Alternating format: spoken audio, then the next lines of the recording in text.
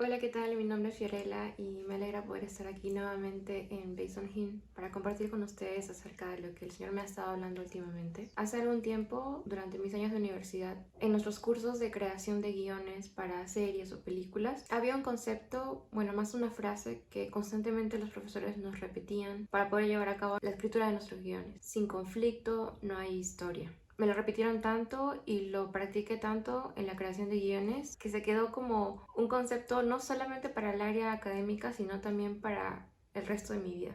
El conflicto es necesario para que la historia pueda continuar, la narración pueda llevarse a cabo. En segundo lugar, también es importante porque permite un cambio significativo en el personaje. Es decir, el conflicto permite que el personaje que tú ves al inicio sea completamente distinto al final. O incluso en algunos casos puede darse que sean muy parecidas el personaje que vemos en primera instancia y al final, pero en todo este arco, en el centro de la historia, ha sucedido algo o se ha llegado a solucionar algo en su vida, en la vida de ese personaje. Y habían como dentro de este concepto muchas más estructuras que tú podías escoger para poder hacer tus historias. Y la más conocida, evidentemente, es la estructura aristotélica. Básicamente nos habla de diferentes puntos que tienen que pasar para que tu historia esté bien contada, por así decirlo. Y estos puntos eran la introducción, el conflicto, la acción ascendente, el clímax, la bajada de tensión y al final el desenlace. Y bueno, existían todos estos parámetros en donde tú te podías guiar para poder generar tu historia, pero sí o sí siempre estaba el conflicto. Había cosas que podían variar, pero algo que nunca variaba era el conflicto. Siempre había como que un quiebre en la historia y algo cambiaba. Obviamente hay muchas más estructuras que no necesariamente se basan en el conflicto y está bien, funcionan. Pero en este video vamos a centrarnos netamente en las historias que siempre van a tener un conflicto y es como una ley, ¿no? Bueno, y además de la estructura aristotélica, a raíz de esta misma también surgieron otro tipo de estructuras que podías tomar para crear otras historias. Tiene un origen chino, pero luego hubo una adaptación japonesa y se resume en la palabra Kishotenketsu. Esta palabra tiene 4 monosílabos y cada uno de ellos significa algo.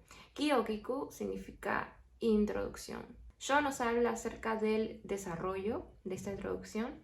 Ten viene a ser el giro o elemento nuevo que surge dentro de esta historia. Y Ketsu viene a ser la conclusión, lo que encontramos al final.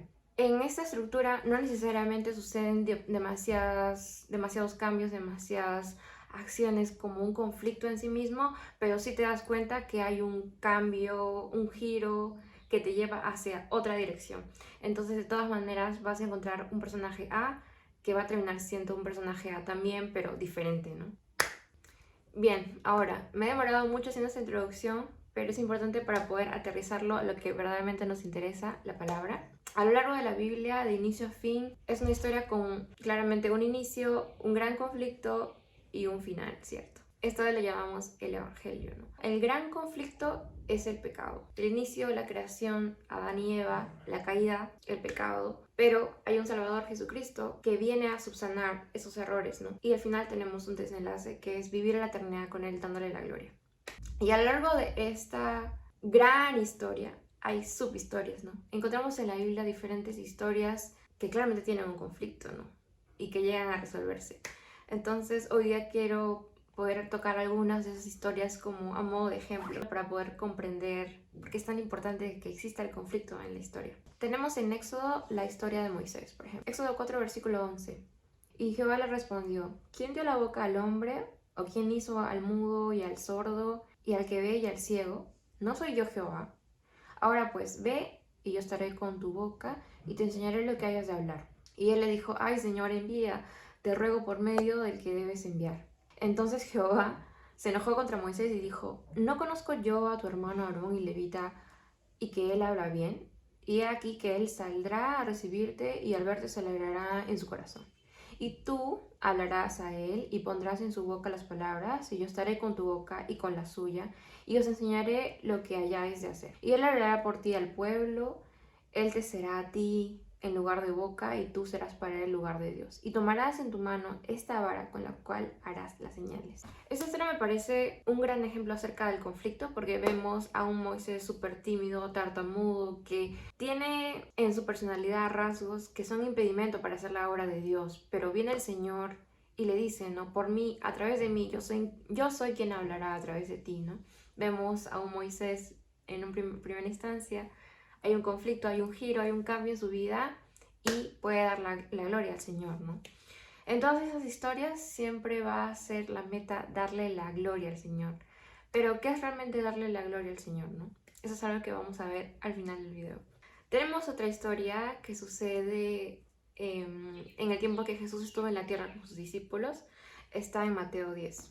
Mateo 10 del 19 al 20. Pero cuando os entreguen, no os preocupéis de cómo o de qué hablaréis, porque en aquella hora os será dado lo que habéis de hablar. Pues no sois vosotros los que habláis, sino el Espíritu de vuestro Padre que habla en vosotros. Ahora, tenemos a los discípulos de Jesús que claramente están temerosos, ¿verdad? De el momento en el que el Señor tenga que irse y ya no esté más físicamente con ellos, pero el Señor les dice, aquí les dijo mi espíritu, ¿no? Entonces es el Espíritu Santo que va a poder hablar a través de ellos. Nuevamente, un grupo de personas con temores e inseguridades en primera instancia, pero luego viene el Señor a redimirlos, a darles nueva identidad ahora, dejándoles el Espíritu Santo que more dentro de ellos para que ellos puedan con eso ahora ser, si bien es cierto, los mismos discípulos, pero ahora tienen el Espíritu Santo y pueden darle la gloria a Dios con sus acciones. Nuevamente tenemos el inicio, el conflicto o el cambio y volvemos al final, al desenlace. Ahora un poco de lo que les hablaba al inicio acerca de que el gran conflicto o la gran historia dentro de la Biblia es el Evangelio de Jesucristo. Vamos a leer ahora Romanos 10 del 8 al 10 que dice, cerca de ti está la palabra, en tu boca y en tu corazón. Esta es la palabra de fe que predicamos, que si confesares con tu boca que Jesús es el Señor y creyeres en tu corazón que Dios le levantó de los muertos, serás salvo. Porque con el corazón se cree para justicia, pero con la boca se confiesa para salvación. Nuevamente, ¿no? Tenemos a nosotros en nuestra humanidad, en el inicio, siendo pecadores y estando lejos del Señor. Viene Jesucristo, hace la obra, nos redime y ahora tenemos en esa hora tenemos la oportunidad de poder creer en el Señor y confesarlo como el Señor y Salvador de nuestra vida y conseguimos la salvación, la gloria de Dios finalmente. Ahora tengo una pregunta para ustedes. ¿Verdaderamente estamos experimentando ese conflicto que experimentó Moisés o ese conflicto que experimentaron los discípulos de Jesús al sentirse incapaces de poder lograr la obra, pero habiéndoles presentado esa dificultad, lo afrontaron con el Señor y le dieron la gloria a Él? ¿O en cambio estamos viviendo nuestra vida lineal, sin altos y bajos, como les mostré en las gráficas, sin giros, sin cambios? Es una pregunta para hacernos porque es importante cómo estamos caminando con el Señor y hacia dónde estamos dejando que nos lleven los conflictos de nuestra vida. Si los conflictos de nuestra vida nos están llevando para darle la gloria a Él o nos están llevando para perdernos en el mundo, ¿no?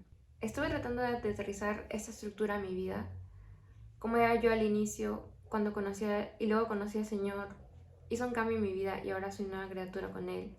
Y pensamos que a veces el desenlace es llegar al final de nuestra vida y partir con el Señor. Pero en realidad, una vez que partimos a su presencia y estamos en la eternidad con Él, no es el final, sino es un nuevo comienzo. Por lo tanto, es una nueva historia desde cero, ¿no? Pero el Señor rompe tantos esquemas que en su historia perfecta e infinita no hay conflicto. Y no le hace falta el conflicto para que suceda o continúe o se sostenga. Quiero que me acompañen ahora a leer Apocalipsis 21, versículo 4.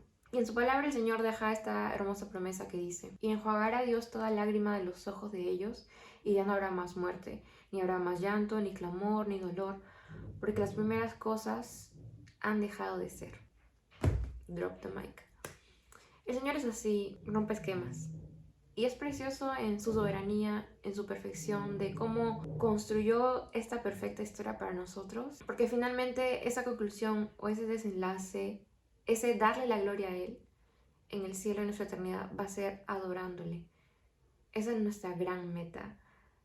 Esa es la gran respuesta de qué va a suceder en el cielo o qué voy a estar haciendo ahí. ¿Qué sentido va a tener si es que ya no van a haber más problemas? ¿O qué sentido tiene si ya no voy a tener nada que resolver? Nosotros como humanos que nos encanta resolver cosas y encontrar la solución por nosotros mismos, bueno, el Señor lo hizo de una manera diferente, lo hizo perfecto así. Ya no habrá más llanto, ya no habrá más dolor, ¿no? Porque todas estas cosas, todo lo que hablé antes, habrán dejado de ser. Entonces con esa reflexión les dejo, esperando que puedan descansar en esta promesa, en esta verdad. Y meditando también acerca de cómo estamos llevando nuestra vida con los conflictos y problemas del mundo, ¿no? De este mundo. Cómo estamos actuando respecto a eso. Espero que este video haya sido de bendición para todos. Y si lo fue, sería genial que puedan compartirlo con alguien a quien saben que van a poder bendecir. que puedan seguirnos aquí en nuestro canal, que puedan ver los demás videos que están geniales. Y también pueden seguirnos en Instagram, estamos ahí como Base Najim. Bueno, eso ha sido todo, me despido.